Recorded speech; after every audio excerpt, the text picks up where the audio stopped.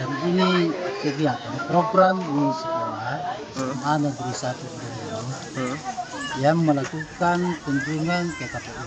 Jadi ini terkait program pendidikan mereka, pengenalan atau pengetahuan terkait masalah kepemiluan.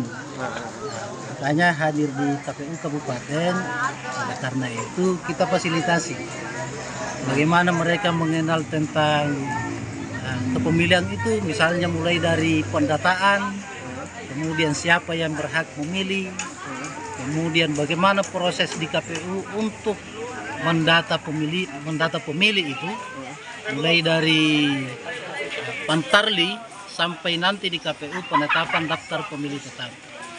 Nah, kita memberikan pengenalan ini cukup di TPS saja, misalnya bagaimana proses pemilihan itu, siapa-siapa yang bertugas di TPS, kemudian wilayah sterilisasi TPS itu di mana, yang tidak bisa dimasuki oleh orang lain kecuali misalnya petugas KPPS maksudnya, kemudian pemilih. Nah, itu wilayah steril itu yang betul-betul harus steril. Kemudian ada pemantau. Kita simulasinya ini misalnya di TPS lengkap, ada saksi, ada pemantau, ada misalnya panwas lapangan. Nah, kita berikan simulasi tentang itu.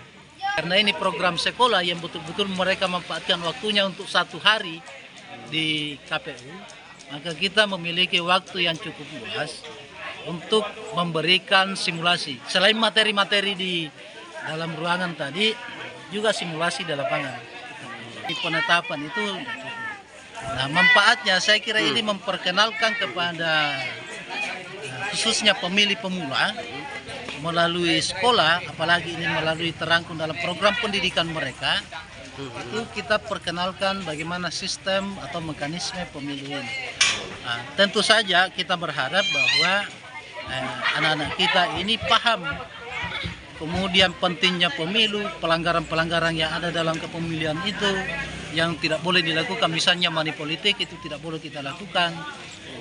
Terus kemudian nantinya kita berharap setelah mereka, anak-anak kita ini anggaplah kembali ke masyarakat setelah selesai kuliah misalnya, itu bisa terlibat langsung.